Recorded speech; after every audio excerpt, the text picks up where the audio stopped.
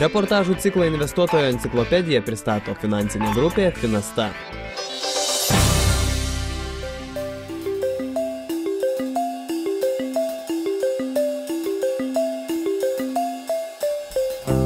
Alternatyviomis investicinėmis priemonėmis dažniausiai laikomos tos, kurios neįtraukia akcijų, obligacijų, pinigų rinkos priemonių instrumentų ir nekilnojamojo turto. Tai gali būti investavimas ir į prabangius vynus, didelę piniginę vertę turinčius senovinius pašto ženklus, atvirlaiškius, brangakmenius, meno kūrinius ir taip toliau. Tokios investicijos, jos yra populiarios, tačiau aišku, kad jos populiarios yra jau truputėlį aukštesnės pajamas turinčių žmonių tarpe, bei būtent tam tikrus interesus ir pomėgius turinčių žmonių rate.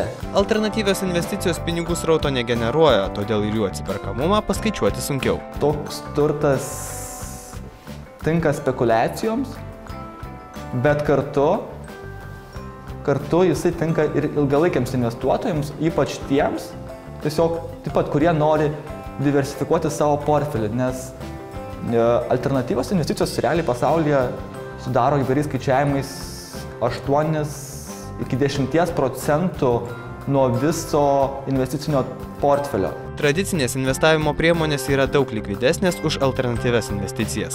Pakanka tik padaryti pavedimą ir jūsų sąskaita pasipildys grynaisiais. Tuo tarpu alternatyvias investicijas parduoti yra daug sudėtingiau, kadangi jos domina daug siauresnį investuotojų ratą. Žmonėms, kurie negali skirti daug laiko, bet nori investuoti į alternatyviasias investicinės priemonės, tai iš tikrųjų galbūt patogiausias dalykas tai būtų investuoti per investicinius fondus.